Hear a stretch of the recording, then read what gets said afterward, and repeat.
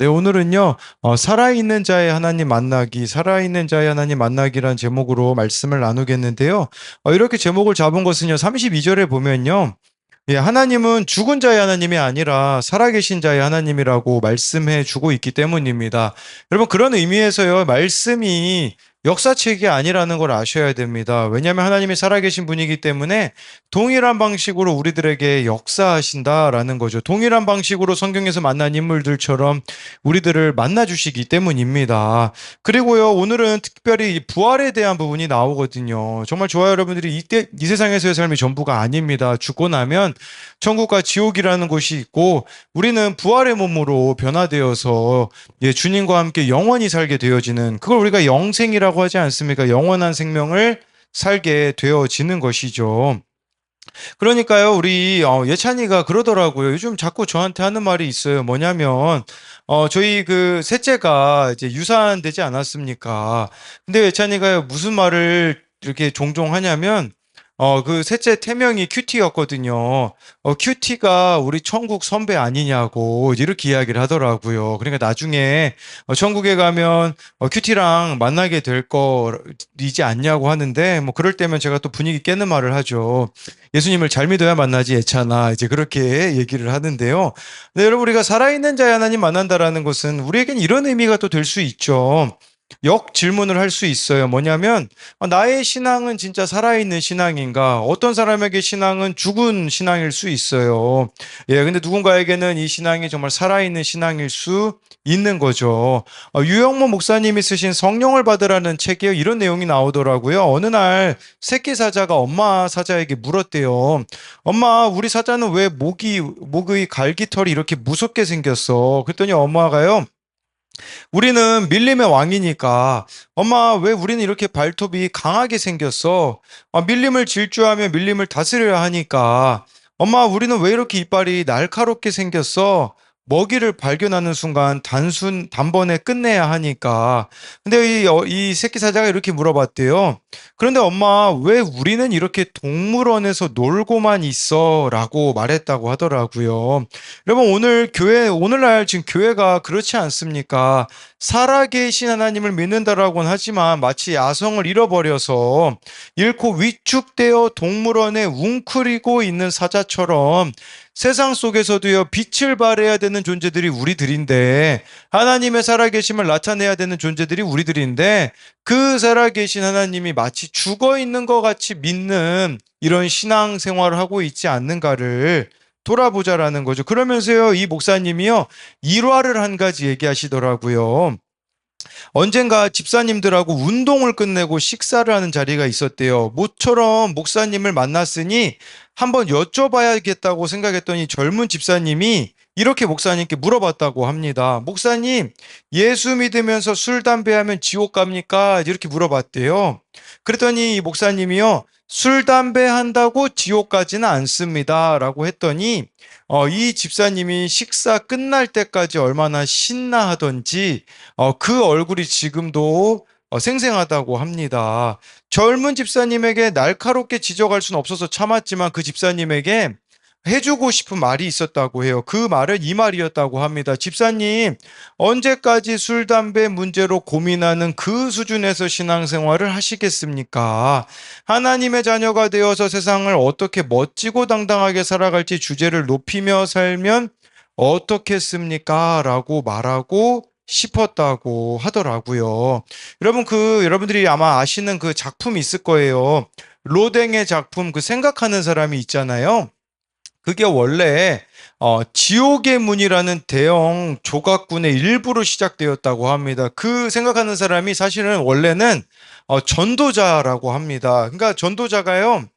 무엇을 깊이 고민하는지 근육과 얼굴에 핏줄이 울퉁불퉁 솟아 있잖아요. 근데 그 생각하는 사람이 사실은 원래 이런 의미래요.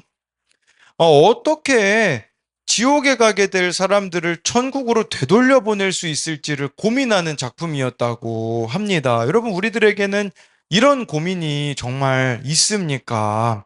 이 부분을 우리가 한번 생각해 봐야 된다라는 거겠죠. 그렇기 때문에 정말 이 살아있는 자의 하나님을 만나는 자는 그런 고민을 하게 되어지는데, 우리가 어떻게 하는 것이 살아있는 자의 하나님을 만나는지를 같이 나눌 텐데요. 첫 번째로는요, 살아있는 자의 하나님을 만나기 위해서는요, 무엇에 사로잡혀 있는지를 알아야 합니다. 우리 23절을 같이 읽어보겠습니다. 시작. 부활이 없다는 사두개인들이 그날 예수께 와서 물어 이르되, 여러분, 예수님 당시에 따졌던 사람들 중에요, 바리새인들이 있는가 하면 사두개인들이라는 사람들도 있었습니다. 뭐 바리새인하고 사두개인은요, 여러분, 우리 그 구약의 끝에 말라기부터 신약의 처음 그 마태복음까지 공백 기간이 400년이 있었어요. 신구약 중간기라고 하는데, 그때 바리새인이 출현했고요, 사두개인 또 사두개파가 출현을 했습니다. 여러분, 예수님을 찾아오는 사람들은 다양한 이유로 찾아옵니다. 뭐 성경을 읽어보시면요, 병 때문에, 귀신 들린 것 때문에 찾아오는 사람이 있는가 하면 삐딱하게 찾아오는 사람들도 있었습니다. 그 중에 예수님 메시지가 불편해서 예수님이 자꾸 듣기 싫은 소리를 하니까 찾아오는 사람이 있었습니다. 그래서 뭐 대제사장하고 장로들 같은 경우는 권세의 문제를 가지고 따지러 왔고요. 또 우리 지난주에는 그 바리새인들은 돈을 너무 사랑했거든요. 그러니까 납세 문제를 가지고서는 왔던 자들이 있죠. 오늘 말씀의 사두개인들은요, 이들은 부활을 안 믿었거든요. 그래서 이 부활에 대해서 예수님이 말씀하시니까 불편해가지고 그거 따지러 온 사람들이었다라는 거죠. 사두개인들에 대해서 살펴보면요, 사두개인은 언제 시작되냐면 이스라엘 두 번째 왕이었던 다윗 시대에 그때부터 시작이 됩니다. 사독이라는 대제사장의 후손들이 사두개인들이거든요. 사독은 다윗 당시에 어려운 상황에서도 충성스럽게 다윗 편에 서서 섬겼던 사람이에요. 그러니까 사독이요, 힘들게 하나님을 믿었다, 이렇게 생각하시면 돼요. 왜냐하면 다윗 그 시대를 보면요, 막 다윗의 아들 압살롬이 반란을 일으키거든요. 그 압살롬이요, 대세였습니다. 근데요, 이 사독은 누구 편에 서냐? 어려운 다윗 편에 서려고 했던 사람이에요. 그러니까 참 하나님을 사랑하는 마음으로 어려운 길을 걸어갔었던 사람이 사독이었어요. 근데 그 후손들은 어떻게 됐을까요? 여러분, 이 사독의 후손들이요, 계속해서 대제사장들이 되다 보니까, 특권층이 되다 보니까, 높은 위치에 있다 보니까, 기득권을 계속 누리다 보니까요, 이제는 부활이 없다고 생각하는 거죠. 여러분, 부활이 없다고 생각하는 것은 천국이 없다고 생각하는 것과 동일하다고 보시면 됩니다. 왜 사람들은 천국을 안 믿을까요? 왜 부활을 안 믿을까요? 그 이유는요, 이 땅에 누릴 게 너무 많기 때문입니다. 이 땅에서 누리고 있는 게 너무 많기 때문에 불편한 게 없는 거죠. 그리고 이 땅에서 누리는 특권과 기득권이 많기 때문에 굳이 적어도 죽어도 천국 갈 거라는 그런 것이 이들에게는 필요가 없는 거예요. 그러니까 부활을 안 믿고 싶은 것이죠. 여러분, 이처럼 이 땅에서만 너무 관심이 많기 때문에 이 부활에 대하여서 관심이 전혀 없다라는 거예요. 여러분, 이 사두개인들은요, 뭐 바리새인들은요, 구약 성경을 다 믿었거든요. 근데 이 사두개인들은요, 딱 구약 성경에 5권만 믿었습니다. 바로 모세오경이에요. 모세오경은 창세기, 출애굽기, 레위기, 민수기, 신명기, 이 5권만 믿었어요. 왜 이 5권만 믿었을까요? 다른 구약 성경들을 보면 불편한 게 많거든요. 뭐 예를 들면 역사서 같은 거 읽어보면요, 대제사장들이 뭐 잘못했던 그런 치부들이 나와 있어요. 또 예를 들어서 여러분, 예언서 같은 걸 보십시오. 뭐 예언서에 보면 뭐 예레미야, 뭐 에스겔, 뭐 이런 것들 보면요, 이 종교 지도자들의 타락에 대하여서 지적한 말씀이 나오거든요. 막 남유다가 멸망당한 것은 뭐 대제사장들, 종교 지도자들 때문이다. 듣기 싫은 말씀 받아들이지 않는 거죠. 여러분, 그렇다면요, 우리도 사도개인들일 수 있어요. 이 말씀을 받아들이는 데 있잖아요, 좋은 말씀만 받아들이는 겁니다. 제가요, 참고 용어로 옛날에 그 사사기를 한 10년 전에 다른 큐티 책으로 했던 것들을 제가 참고로 이렇게 읽어보거든요. 정말 말씀이 안 들렸더라고요. 제가 보니까요, 제가 막 나눔 이렇게 옆에다가 적어 놓은 거 보면요, 정말 완전 제가 의인이라고 착각을 했어요. 막 죄에 대해서는 아무것도 안 적어 놓고요, 그냥 좋은 이야기들만 딱 적어놨더라고요. 괜찮은 이야기만 적어놨더라고요. 여러분, 내가 사두개인과 같다라는 것은 바로 이처럼, 네, 말씀을 들어도 있잖아요. 잔소리하는 말씀, 쓴소리하는 말씀은 전혀 받아들이지 못하는 그런 것들이 바로 내가 영적 사두개인들일 수 있다라는 것이에요.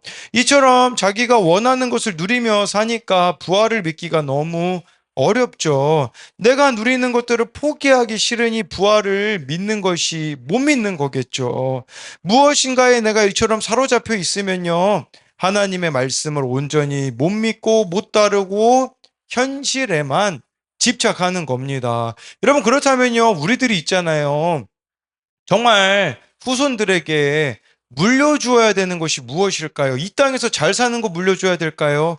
진짜 물려줘야 되는 것은요, 이 사두개인들의 길과 다른 길을 걸었던 사람, 예, 한 케이스를 소개하자면, 예레미야 35장 5절부터 7절에 보면, 레갑 자손들이 나옵니다. 우리 같이 한번 읽어보겠습니다. 시작.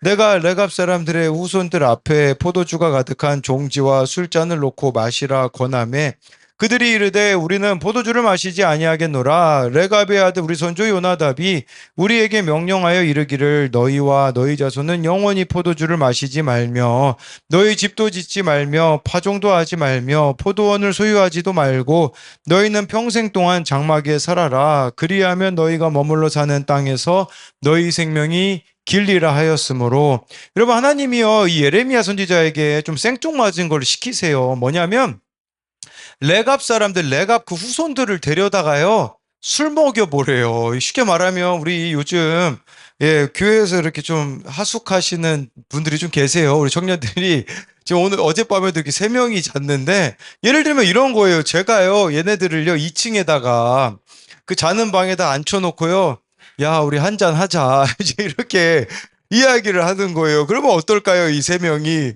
이거 이득인데 그러면서 아주 실컷 술을 마실지도 모르는 거죠. 야, 담배 뭐 밖에서 피냐? 나랑 같이 피자. 그래서 제가 앞에다 이렇게 했다고 해보세요.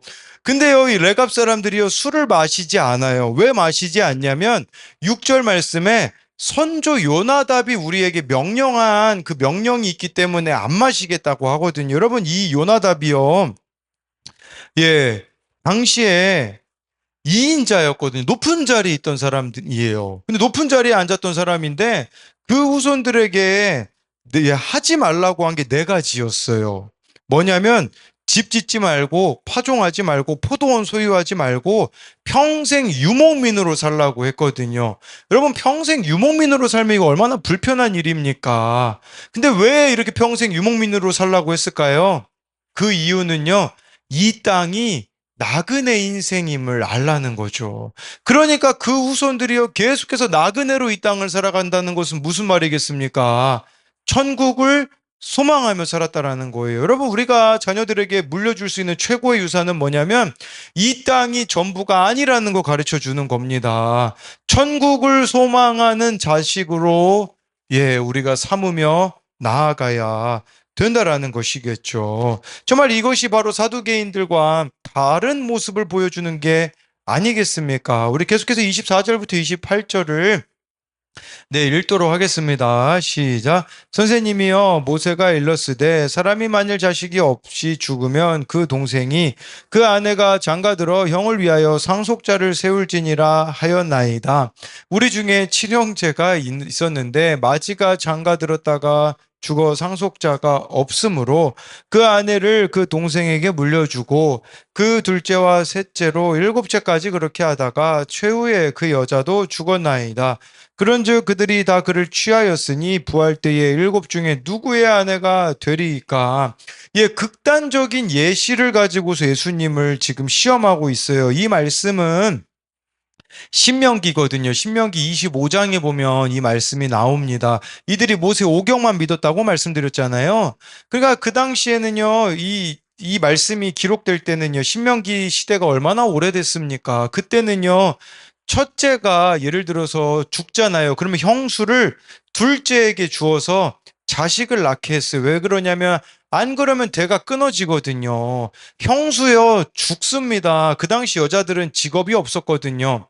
대를 이을 그 후손이 없으면 그냥 굶어 죽으란 뜻이 되기 때문에 예, 그런 의미로 이 고엘 제도라는 것을 하나님이 명령해 두셨거든요. 근데 이걸 가지고서는요, 이거 극단적으로 지금 물어보는 거죠. 25절에 칠형제가 있었는데, 마지가 이제 죽으면 그 형수가 이제 둘째에게 가겠죠. 근데요, 다 죽어가지고 일곱째까지 갔을 때 나중에 그러면 부활이 있으면, 천국이 있으면, 이 아내는 누구의 아내가 되겠냐고, 칠형제와 다 결혼을 했기 때문에 누구 아내가 되겠냐라고 말하면서요. 이들이 왜 이런 질문을 하겠습니까?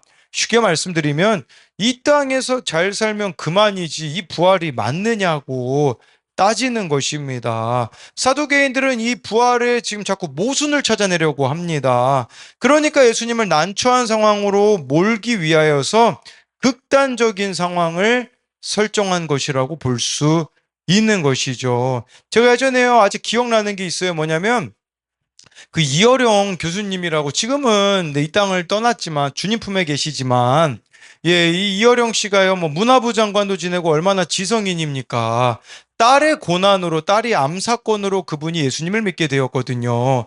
그러니까 막 이런저런 막 질문들을 던졌다고 해요. 이어령 그분에게, 교수님에게 무슨 질문을 했냐면, 아니, 예수님이 물 위를 걷는 거 믿냐고, 홍해가 갈라진 거 그거 믿냐고. 우리 그렇잖아요. 성경에 나오는 거 여러분, 기적 빼면요, 사실 기적이 얼마나 많이 나옵니까? 기적 빼면 믿을 만한 게 많이 없거든요. 이 기적을 실제로 믿느냐라고 물었거든요. 근데 그분이요, 이런 대답을 했던 걸 제가 기억이 나요. 어떤 대답이었냐면, 그분이 나를 위해서 죽으셨다라는 것을 믿는데 못 믿을 게 무엇이 있겠느냐고 하더라고요. 아니, 하나님이 우리를 사랑하여서 독생자 예수를 이 땅에 보내셨다는 걸 믿는데 여러분, 다른 기적 못 믿을 게 무엇이 있느냐라는 거죠. 이들은요, 이 사두개인요, 그런 것으로 지금 질문하고 있는 게 아니라 예수님께 배우기 위함이 아니라 자신의 옳음을 끝까지 주장하기 위하여 이런 난처한 질문을 하는 겁니다. 그들의 논증은요, 부활하게 되면 한 여인이 여러 남편을 가지게 되는 문제를 없애기 위해서라도 이 부활은 없어야 된다라고 주장하기 위함이죠. 그들을 향하여서 예수님은요, 29절에 이렇게 대답하십니다. 우리 같이 읽어보겠습니다. 시작. 예수께서 대답하여 이르시되 너희가 성경도 하나님의 능력도 알지 못하는 고로 오해하였도다. 예, 성경을 바르게 알지 못하기 때문에 오해하고 있다고 말씀해주고 있는 것입니다. 여러분, 성경을 바르게 해석하지 못하고 하나님의 능력을 믿지 못하면 하나님의 뜻을 오해하게 되어지는 것이죠. 여러분, 우리 안에 왜 오해가 발생하냐면 말씀을 제대로 알지 못하기 때문입니다. 여러분, 불편하게 하는 말씀 얼마나 많습니까? 성경에서 보면 이혼하지 말라고 하잖아요. 근데 왜 이혼하지 말라고 합니까? 사실은 나를 위해서이거든요. 근데 이것을 자칫 오해하면 하나님에 대하여서 원망하고 불평하는 경우들이 너무나 많죠. 왜 성경은 동성애를 하지 말라고 합니까? 그 사람을 위함이거든요. 여러분, 동성애 하시는 분들은 자살률이 더 높거든요. 우리를 위함인데 우리가 오해하기 때문에 이 성경 말씀을 자꾸만 불편해하는 것이 너무나 많다라는 거죠. 우리가 말씀을 모르기 때문에요, 오해를 하고 힘든 사건이 왔다고 낙심하고 원망하는 거. 그것이 바로 하나님의 능력을 오해하는 것이라고 볼 수가 있는 것이에요. 우리 지난 주일에 청년들이 몇 명 남아서 이렇게 그 4층 이렇게 공사를 해줬거든요. 그래서 거의 한 8시까지 했던 것 같아요. 이제 밥 먹고 이렇게 해가지고 우리 또 관장님도 같이 해주시고 우리 이렇게 같이들 해주셨는데, 그래서 너무 땀을 많이 흘려가지고 이제 저녁에 이제 목욕탕을 이 청년들하고 같이 갔는데, 이 청년들이요, 그런 얘기들을 하더라고요. 그냥 거기 목욕탕에 앉아서 이야기하다가 무슨 얘기를 했냐면, 청년들이요, 다 자기들이 공통점이 있다고 그런 얘기를 하더라고요. 그것은 이제 한쪽 부모님이 다 우리는 없네, 이제 이런 이야기를 하더라고요. 여러분, 세상적으로 보면요, 한쪽 부모님이 다 안 계시다라는 거 힘든 일 아니겠습니까? 그런데요, 월요일 날 큐티 말씀이 뭐였었냐면, 월요일 날은 그 사사 에훗에 대한 부분이었어요. 에훗이요, 왼손잡이였다라는 내용인데, 오른손 장애자였다라는 뜻이에요. 여러분, 이 에훗이 그 오른손 장애를 가졌기 때문에 하나님의 일을 감당했거든요.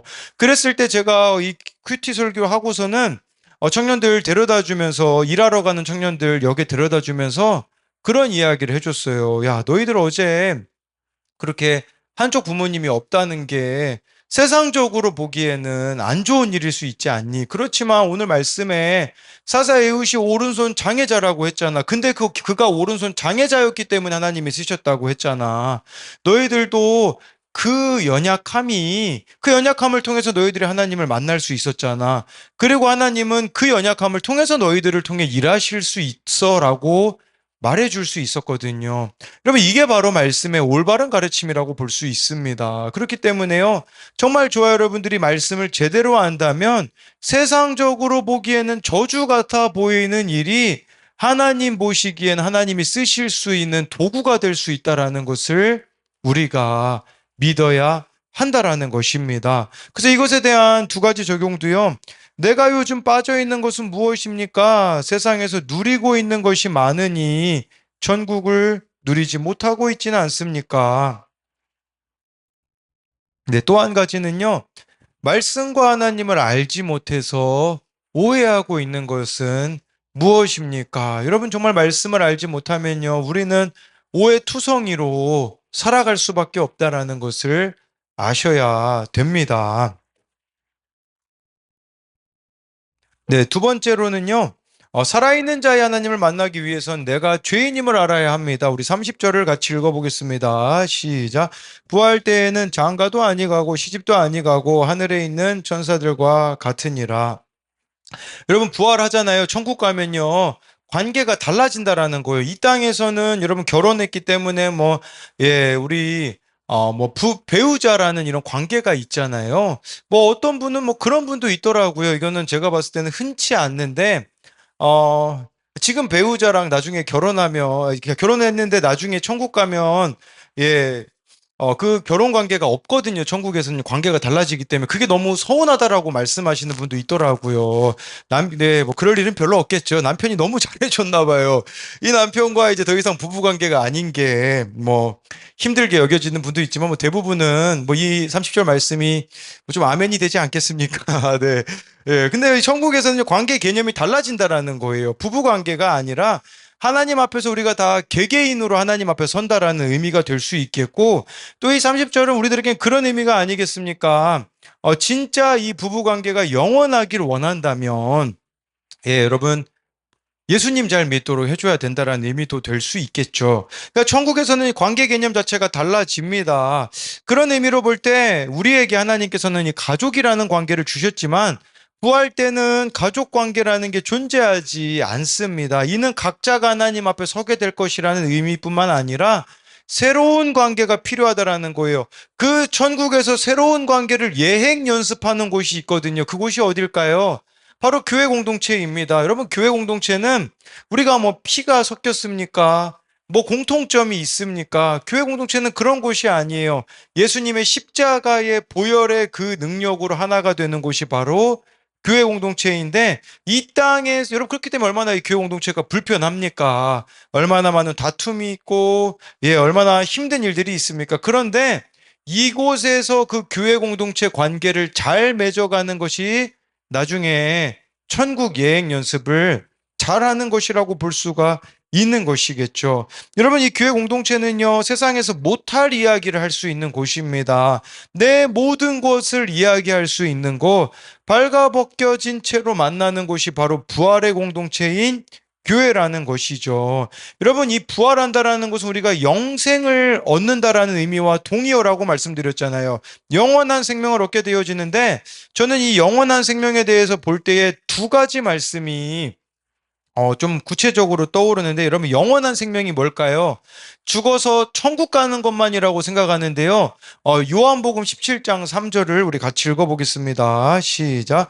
영생은 곧 유일하신 참 하나님과 그가 보내신 자 예수 그리스도를 아는 것이니이다. 여러분, 영원한 생명은요, 죽어서만 천국 가는 게 아니라고 합니다. 이 땅을 살아가면서 하나님과 예수님을 알아가는 거예요. 우리가 이 예수님 하나님을 알아가기 위하여 하고 있는 게 뭡니까?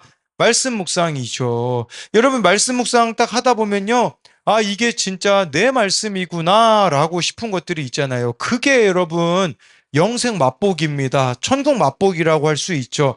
또 영생은 뭐냐면요. 하나님과 예수님만을 아는 게 아니라 시편 133편 1절부터 3절을 우리 같이 읽어보겠습니다. 시작.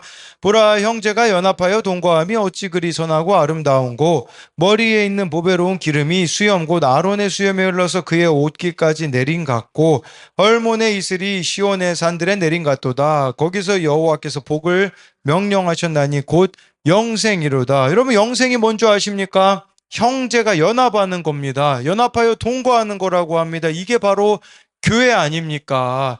교회 안에서 이런 맞지 않는 사람과 같이 맞춰가고 하나 되어져 가는 거, 그게 이 땅에서 영생을 누리는 것이라는 것을 보여주고 있는 것이겠죠.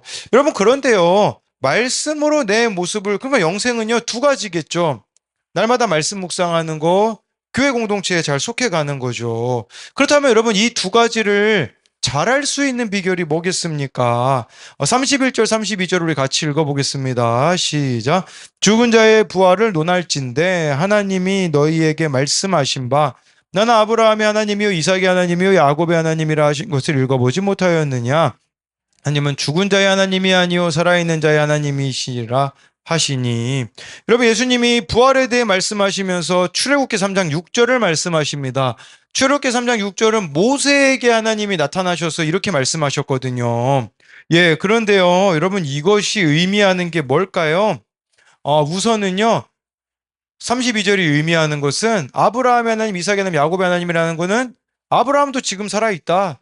이삭도 살아있다. 야곱도 살아있다라는 뜻이에요. 이들이 부활했다라는 거거든요. 죽음이 끝이 아니라는 의미가 될 수 있겠죠. 그리고요, 또 이것은 2차적으로는 그런 의미예요. 아브라함과 함께한 하나님이, 이삭과 함께한 하나님이, 야곱과 함께한 그 하나님이 우리와도 현재 함께 하신다라는 의미를 가지고 있어요. 여러분, 하나님은요, 과거형의 하나님이 아니십니다. 지금도 살아계셔서 동일하게 우리들에게 역사하시는 현재형의 하나님이라는 거죠. 여러분, 그렇다면요, 여기서 더 중요한 게 있어요. 뭐냐면요, 아브라함, 이삭, 야곱, 이들이 어떤 사람이었습니까? 세상적으로 보기에 완벽한 사람이었습니까? 그럼 모세에게 말씀하신 게 이 말씀이었다고 하잖아요. 모세는 완벽했습니까? 아닙니다. 여러분, 아브라함을 보세요. 아브라함은요, 부인을요, 애굽에서 누이라고 팔아먹은 사람입니다. 예, 거기다가요, 여종 하가를 취해서 자식을 낳은 그런 사람이죠. 이삭은 어땠습니까? 두 아들을 차별했어요. 정말 에서를 사랑하고 야곱을 미워하였던 그런 편애했던 사람이 이삭이죠. 거기다 야곱은 어떤 사람입니까? 야곱은 형을 속이고 돈과 여자를 좋아했던 사람이고요. 모세에게 이 말씀을 하셨기 때문에 모세는 어떤 사람입니까? 살인자였습니다.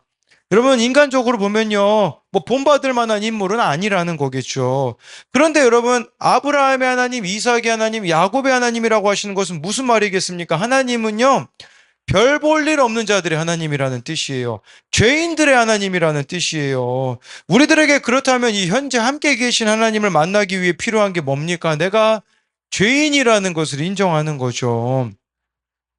예, 아브라함과 이삭과 야곱은 세상적인 기준으로 봤을 땐 모범적인 삶과는 너무 거리가 멀었던 사람이지만 힘든 삶을 통해서 이 땅이 아닌 하나님만이 상급임을 알게 된 자였다라는 거죠. 더 쉽게 말씀드리면 어찌할 수 없는 고난으로 인하여서 하나님을 만나게 된 자들이 바로 이들이었다라는 것을 기억해야 되는 거죠.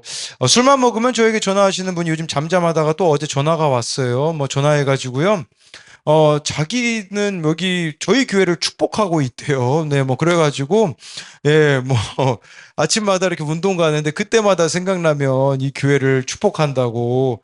자기가 이 교회 와도 되겠냐고 저한테. 자기가 이 교회 가면 사람들이 누가 자기를 반겨주겠냐고 하는데 제가 그렇게 자기 같은 깡패가 와도 되냐고 하더라고요. 그래서 제가 그렇게 얘기 드렸어요. 더 환영해 줄 거라고, 깡패니까 교회 와야 된다고 그런 이야기를 예, 해줬거든요. 교회는 그런 곳이어야 돼요. 이게 바로 아브라함의 하나님, 이삭의 하나님, 야곱의 하나님이죠. 여러분, 금요기도회, 이번 주 금요기도회는 뭐 광고이기도 한데, 지금 어느 나라에서 뭐 그 나라는 이렇게 이야기 드릴 수는 없지만, 예, 지금 선교하고 계시는 그 선교사님이 원래는 2달 잡고 나왔는데 비자 문제 때문에 딱 3주만 있다가 갔는데 금요기도회 때 간증해 주실 겁니다. 저랑 나이가 똑같으신 분이에요. 네, 너무 상황이 어려워졌어요. 그 지역은요, 그 나라는요, 이제 선교사들이 다 떠나게 되어가지고 그 지역에 지금 뭐 한국인이라고 하면 그 가정밖에 없거든요. 여러분 얼마나 어려운지 딸이 6살이고요. 예, 또 아들이 3살밖에 안 됩니다. 거의 집에 갇혀 있어요. 뭐 어린이집도 뭐 가도 그 나라 언어로 하니까 이 자녀들이 얼마나 힘이 들겠어요. 그런데 있잖아요. 여러분이 예배를 드리는데 지금 한 6명 되는 청년들하고 같이 예배를 드리는데 여러분 이 딸이 지금 6살인데 얼마나 사람을 좋아하는지 그 예배 자리에 왔을 때 있잖아요. 그 나라 사람들이 막 오니까, 청년들이 오니까 너무 기뻐가지고요. 자꾸 말을 건대요. 근데 막 말을 거니까 예배가 방해가 되는 거죠. 그러니까 이 선교사님은요, 막 딸한테는요, 한 번은요, 따로 방으로 데리고 가가지고요, 울면서 그렇게 얘기했대요. 지금 아빠가 예배를 이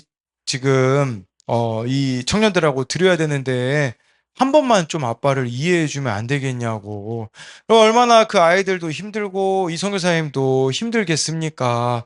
그리고요, 지금 뭐 그렇게 선교지에 간지 거의 한 4년 되는데 6명 되는 이 청년들을 데리고 사역하는데 자기가 너무 별 볼 일 없어 보이는 거죠. 아, 내가 이렇게 살아가는 게 진짜 맞나? 이런 생각이 뭐 드는 게 뭐 한두 번이겠습니까? 내가 이렇게 이들을 섬겨줘봤자 무슨 소용이 있는가라는 생각이 이분에게는 왜 들지 않겠습니까? 근데요, 이분에게는 아브라함의 하나님, 이삭의 하나님, 야곱의 하나님이 되더라고요. 정말 이 땅에서 소망이 없기, 저랑 나이가 똑같다니까요, 여러분. 저는 그런 분들 보면 참 부끄러워요.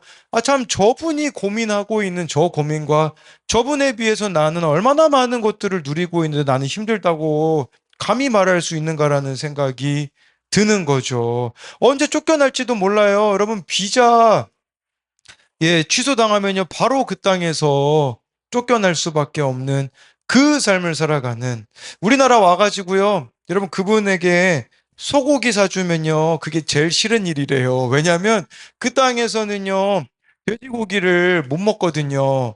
네, 이슬람이 많기 때문에. 그러니까 소고기만, 네, 뭐 그 나라에서 뭐 팔아가지고 지겹게 먹어가지고, 예, 이 우리나라 와가지고요, 장모님, 장인어른이 맛있는 거 사주겠다고 소고기 사줬다가 마음이 되게 힘들었다고 하더라고요. 그럼 왜 그렇게 힘든 길을 걸어가겠습니까? 근데 그런 의미에서 여러분 금요일 날 꼭 오셨으면 좋겠어요. 이분이 또 언제 오실지 몰라요. 지금도 3년 반 만에 간신히 나와서 또 언제 나오실지 모르는 그분인데 여러분들이 와서 말씀 들어주시는 게 우리 힘이 되는 거죠. 또 우리 요리 잘하시는 권사님들 계시잖아요. 밑반찬 좀 해주십시오. 우리 또 멸치 전문 권사님 계시잖아요. 우리 또 멸치도 좀 이렇게 해주시고 각자 잘하시는 거 좀 하면요. 정말 우리나라 음식 먹고 싶어도 먹을 수, 여러분 거기서 뭐 파는 줄 아세요? 불닭볶음면만 판대요. 예, 그것만 유명하니까. 정말 그렇게 힘들게 이렇게 사역하시는 그 선교사님들 왜 그런 삶을 살아가겠습니까? 예, 바로 하나님의 살아계심을 믿기 때문이죠. 저는요, 이런 분들 볼 때마다 우리나라의 소망을 보여요. 여러분, 하나님이 우리나라 못 버리실 것 같아요. 지금 우리나라 현실만 보면 너무 어렵잖아요. 막 언제 이 나라가 어려워져도 참 이상하지 않을 상황에 처해 있잖아요. 저도 그런 것만 보고 참 절망했거든요. 근데 이런 분들 보니까 제가 소망이 생긴다니까요. 그 젊은 나이에 아무것도 의지하지 않고 하나님만 사랑하겠다라고 아무도 없는 곳에 가서 그렇게 주님의 일을 감당하시는 그분들의 삶을 보면서 아직 희망이 있구나. 아직 이 나라가 하나님 버리실 수 없겠구나. 저렇게 하나님만 의지하면서 살아가는 청년들이 있는데, 젊은 세대들이 있는데 하나님이 정말 이 땅을 포기하실 수가 없겠구나 싶은 마음이 드는 거죠. 여러분, 여기 나와 있는 아브라함, 이삭, 야곱의 하나님이라는 것은 바로 그런 것입니다. 별 볼 일 없는 자들의 하나님, 우리들에겐 그런 의미 아니겠어요? 고난을 통해 하나님을 바라볼 수밖에 없는 게 축복이라는 의미가 될 수 있겠죠. 뿐만 아니라 별 볼 일 없는 인생을 찾아가는 자가 되는 거, 그게 바로 아브라함의 하나님, 이삭의 하나님, 야곱의 하나님이 아니겠습니까? 그리함으로써요, 정말 좋아요, 여러분들이. 예, 이 살아있는 자의 하나님을 만남으로써 내가 정말 하나님 앞에 별 볼 일 없는 인생임을, 죄인임을 고백함으로 동일하게 정말 별 볼 일 없는 인생들을 찾아가는 우리들이 되었으면 좋겠습니다. 네, 이것에 대한 두 가지 적용 질문은요, 말씀 묵상과 교회 공동체의 속해감으로 부활을 맛보고 있습니까? 뭐, 우리 부활을 맛본다는 거 쉽게 말하면 천국의 기쁨을 정말 이 말씀과 교회 공동체를 통해서 맛보고 있냐라는 거죠. 또 한 가지는요, 내가 당한 고난과 수치가 살아계신 하나님을 만나게 하는 통로임을 믿습니까? 아까 말씀드린 아브라함, 이삭, 야곱은 다 고난을 통해 하나님을 만났거든요. 여러분, 그렇기 때문에 그 고난이 축복이라는 건 하나님을 만날 수 있기 때문이라는 것을 기억했으면 좋겠습니다.